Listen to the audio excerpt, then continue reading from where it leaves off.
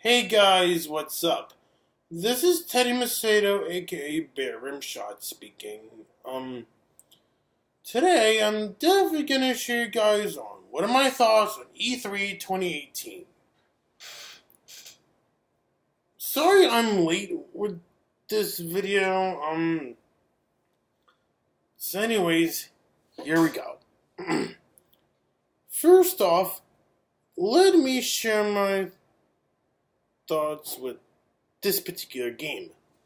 The first one I'm going to talk about would be what are my thoughts on what Kingdom Hearts 3 has to offer at E3.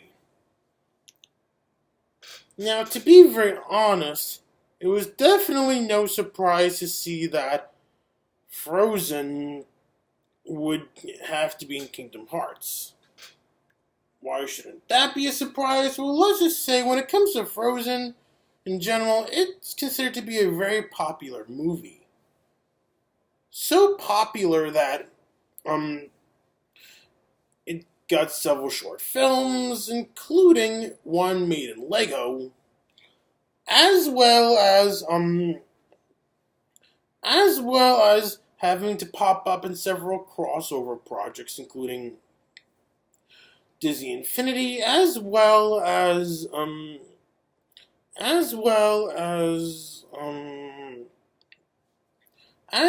have yet to possibly appear in Ralph Breaks the Internet Wreck-It Ralph 2. And Frozen, like Wreck-It Ralph, it has yet to even get its own sequel. Which should be exciting, even though I find Ralph Breaks the Internet Wreck-It Ralph 2 to be more exciting than Frozen 2. As Wreck-It Ralph 2 is one Disney sequel I'd ask for anyways. Though, of course, I will definitely be sure to see Frozen 2 when it comes out as well. As I love Frozen. Anyways, as for what I think about what Pirates of the Caribbean has to offer, definitely shouldn't be a surprise to see Disney and Square Enix would ever consider including a sequel world in Kingdom Hearts 3. As when we speak about a movie like Pirates of the Caribbean, you got not one, not two, not three, but 4 sequels. Even though I'm still waiting to see the day where Sora gets to rescue Jane. I'm still waiting for that moment, Disney and Square Enix, in case if you're both watching this, I am still waiting for that particular moment to happen. But, yeah. Otherwise, they did a pretty good job, I must say. And speaking of crossovers, let's share my thoughts on another crossover game that made its way to E3 this year in the form of Super Smash Bros. Ultimate. Now, what can I say, people, other than I love Super Smash Bros.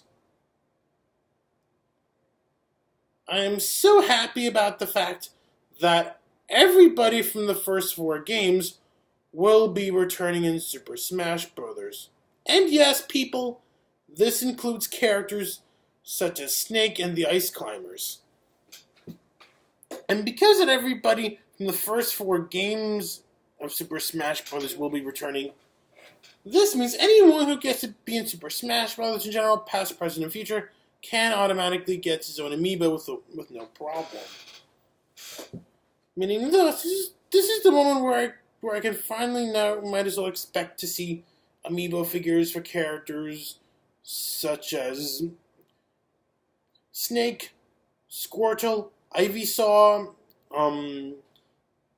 Wolf, Pichu, Young Link, and of course, the Ice Climbers. As for what I think about some of the new characters they announced so far, they have to offer. For Daisy, well, it shouldn't be a surprise to see that she would be considered as an Echo Fighter. That should be considered as a clone of Peach, or in this case, an Echo Fighter. As whether you believe or not, Daisy would be one of those characters whom I feel deserve, whom I've always been wanting to see join Super Smash Bros. As for what do I think about Ridley, let's just say I find it kind of shocking to see Ridley make it in Smash. Why? Well, let's just say when it comes to Ridley in Smash, there was once a certain time period when it was hard for Sakurai to be able to implement Ridley due to size issues.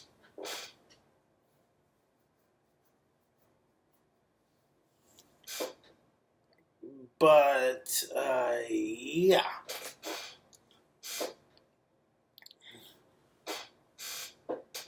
As for what do I think about what they did with Waluigi, well, let's just say I'd be one of those people who would prefer to him as a playable character in Smash instead of having to remain as an assist trophy anyways. Now, as much as I'd love to see Waluigi appear as the playable character, regardless if he ever gets to be a playable character in Smash or not, let's all be grateful for the fact that Waluigi has his own amiibo figure. Don't forget. So yeah, as much as I'm happy about the fact that we do get to see that we will be seeing all the characters from the first 4 games return, I will admit that I'm really disappointed about the fact that hear from Sakurai himself that I should not expect that many new characters. Which is a total shame because, like I've mentioned in my past special vlog, you've had a lot of characters whom you could have put into Smash. And I know I've been very open-minded about non-video game characters joining Super Smash Bros.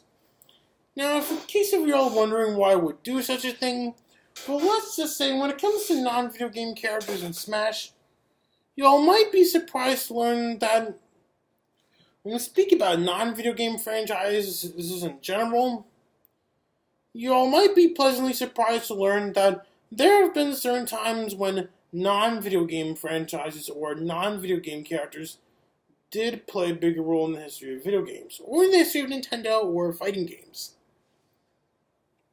Like, for example, first off, you have, like, how can I prove that? Well, let's just say, well, when it comes to video games, when it comes to non-video game franchises in general, let's just say you do have those where you ever should.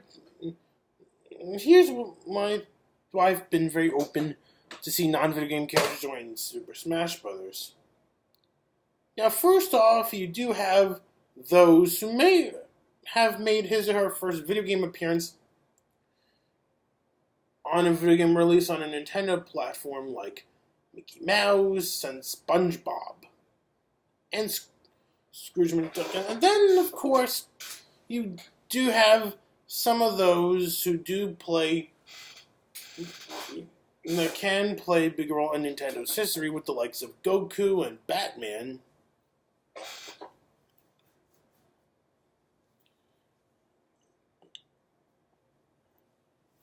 And then there are certain times when, then of course you have certain non-video game franchises that did help positively impact the video game franchise one way or another.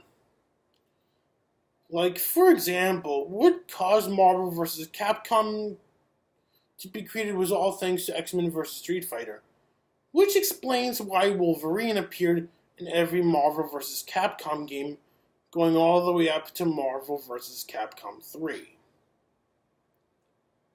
And you've had the Lego video game franchise, and you have the Lego licensed video game trend starting off with Star Wars, which also explains why one out of many good reasons why they can be in Smash, alongside Disney's ownership of Star Wars, as well as Disney's relationship with Nintendo, as well as Masahiro Sakurai being a huge Star Wars fan himself and all that stuff, and among other reasons as well.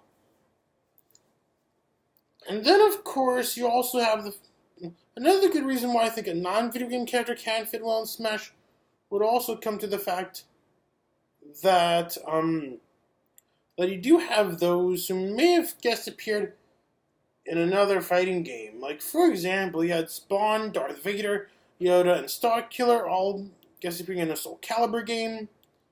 And you had Gon guest appearing in Tekken. And you've had Marvel crossover with Street Fighter as well as Capcom in general.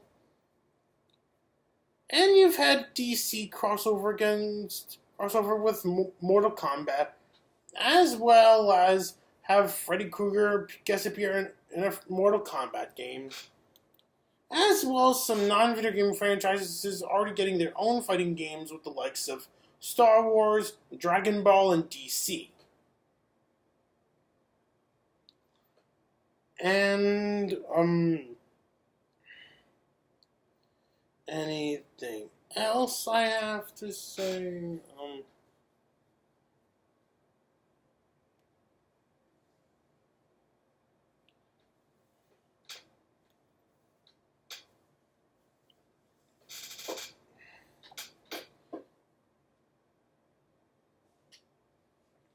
But, yeah.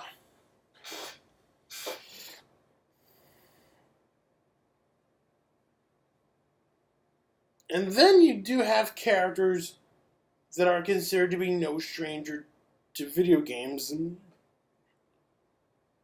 like Mickey Mouse, Darth Vader, Goku, Spider-Man, Batman, and all those characters. And, yeah. That's pretty much why I've been open to see some non-video game characters join Super Smash Brothers.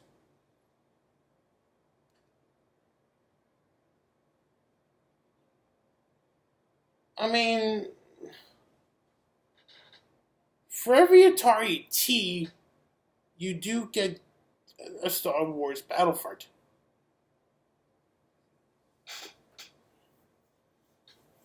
But, yeah. Anyways, yeah, so, like I said before,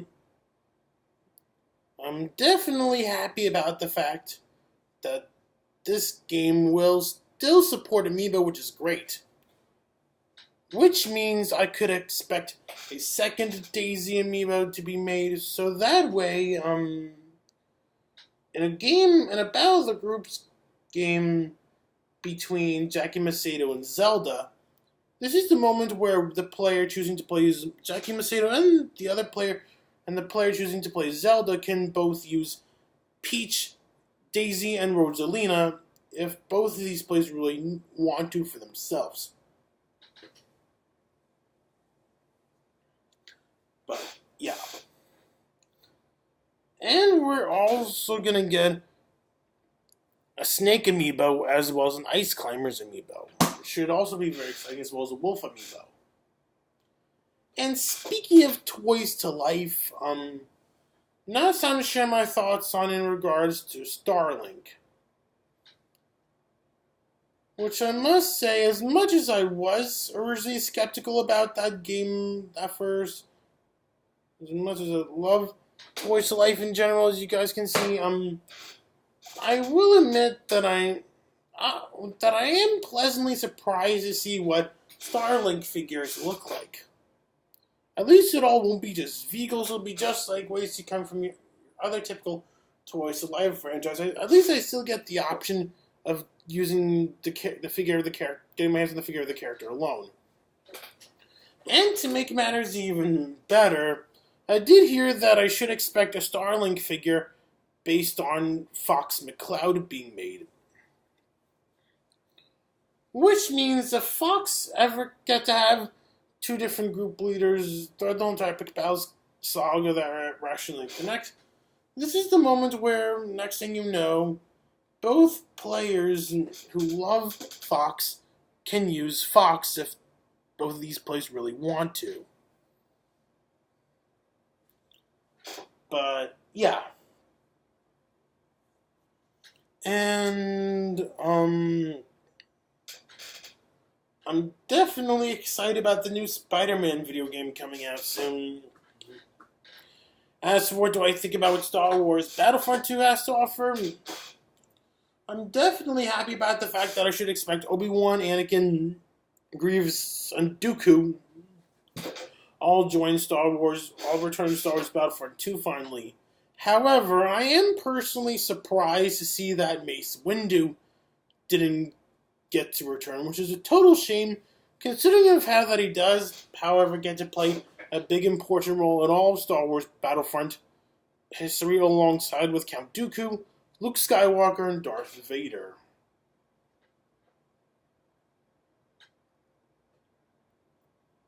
And,